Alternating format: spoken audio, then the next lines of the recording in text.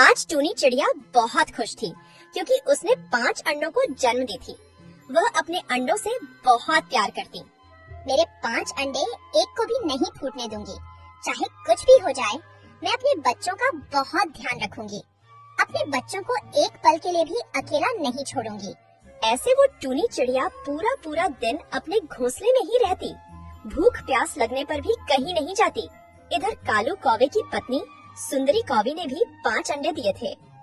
कालू, अब तुम अंडों पर बैठो, मैं थक गई हूँ। तुम अंडों की माँ हो तो तुम ही बैठो। माँ हूँ तो तुम भी इनके पिता हो। जितनी जिम्मेदारी मेरी है उतनी ही आपकी भी है। अब चुपचाप से अंडों पर बैठो। मैं घर में नहीं बैठ सकता। अगर अंडों पर बैठा तो बारिशों के लिए दाना पानी कौन लाएगा? हम दोनों भूखे मर जाएंगे। फिर वह दोनों पति पत्नी चुप हो जाते हैं। वह अपने अंडों को अकेला भी नहीं छोड़ना चाहते थे। कालू टूनी की भी 5 अंडे हैं और वह तो भूखी प्यासी सारा दिन अपने अंडों पर बैठी रहती है। अगर उसके घोंसले में हम अपने अंडों को रख दें तो हम दोनों की सारी चिंता खत्म हो जाएगी। वह चिड़िया क्या पागल है जो हमारे अंडों पर बैठेगी? कालू जी, मेरे पास आइडिया है जिससे वह टूनी चिड़िया हमारे अंडों का ही ध्यान रखेगी। फिर सुंदरी कौवी कालू को अपना आइडिया बताती है और टूनी चिड़िया के घर जाती है। सुंदरी बहन, आओ। कालू भैया ने मुझे बताए हैं आपको भी 5 अंडे हुए हैं। क्या आपके 5 अंडे स्वस्थ हैं? हाँ टूनी बहन, 5 अंडे एकदम तंदुरुस्त हैं। कल से एक जगह पर ही बैठी बैठी मैं तो बोर हो गई हूँ। सुंदरी बहन, तुम यहाँ हो तो अंडों के पास कौन है? कालू बैठा है। मैं अंडों की रखवाली के लिए कालू को बिठा कर आई हूँ। वैसे टूनी बहन, मैंने सुना है तुम भूखी प्यासी सारा दिन घोंसला में ही रहती हो। हाँ सुंदरी बहन, मैं अपने अंडों को अकेले भी तो नहीं छोड़कर जा सकती। फिर चाहे भूख हो या प्यास में, तो अपने अंडों की रखवाली करूंगी। टूनी, एक काम करो, तुम बाहर से कुछ दाना खाओ जब तक मैं तुम्हारे अंडों पर बैठी रहूंगी। अगर ऐसे ही भूखी प्यासी बैठी रहोगी तो तुम कमजोर हो जाओगी। सुंदरी बहन, तुम बहुत अच्छी हो। मैं थोड़ी देर में दाना खाकर आती हूँ, आप यहीं पर रहना। ऐसे बोलकर टूनी चिड़िया दाना खाने के लिए घर से बाहर चली जाती है। टूनी को घर से निकलते देख कालू कौवा अपने अंडों को लेकर टूनी के घर में चला जाता है। जल्दी करो कालू जी, चिड़िया के अंडों को उठा लो और अपने अंडों को रख दो, कोई देख न ले। फिर कालू कौवा ऐसा ही करता है। वो टूनी के अंडों को अपने साथ ले जाता है। थोड़ी देर बाद चिड़िया भी वापस आती है। सुंदरी बहन, आपका बहुत बहुत धन्यवाद। मैंने भरपेट खाया और पानी भी पी। इसमें धन्यवाद कैसा? तुम भी तो सबकी मदद करती हो टूनी, तो आज मैंने भी कर दी। अब मैं चलती हूँ। ऐसे बोलकर सुंदरी कौवी वहाँ से चली जाती है। कालू जी, हमारी अंडों की रखवाली वो छोटी चिड़िया टूनी करेगी और हम दोनों मस्त मौज करेंगे। हमारे अंडे तो एकदम सुरक्षित जगह पर है, लेकिन अब टूनी के अंडों का क्या करें? एक काम करो, कहीं भी फेंक दो। फिर वह दुष्ट कालू कौवा बेचारी टूनी चिड़िया के 5 अंडों को एक एक करके सभी अंडों को फेंक देता है। बेचारी टूनी चिड़िया को तो कुछ भी मालूम नहीं था। वह कौवों के बच्चों का पूरा ध्यान रखती। धीरे धीरे समय बीतता गया। सुंदरी, अब हमारे अंडों से बच्चे निकलने का समय पूरा हो गया।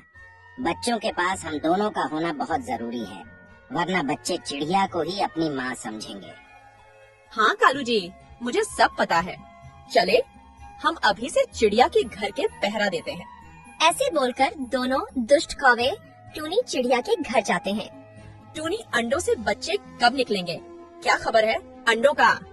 सुंदरी, बस किसी भी समय में अंडों से बच्चे निकलने वाले हैं। मुझे तो लगता है आज ही अंडे टूट जाएंगे।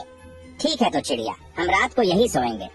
मगर क्यों कालू भैया, आप मेरे अंडों के पास क्यों रहना चाहते हो?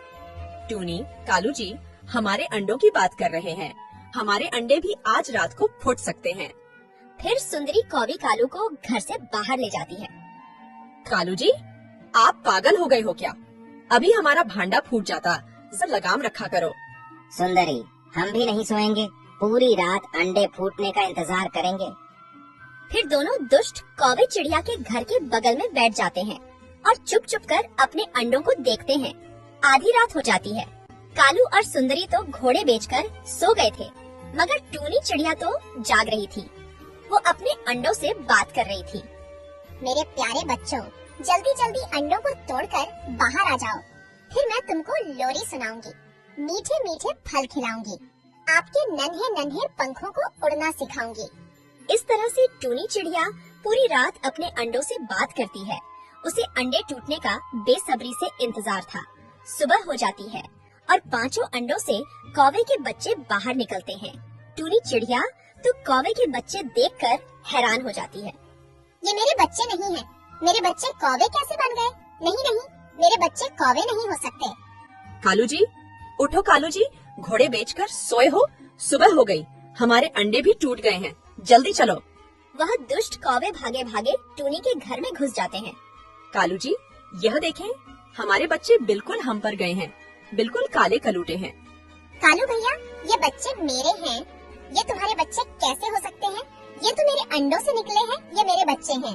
सुंदरी, जरा टूनी को बताओ ये बच्चे किसके हैं।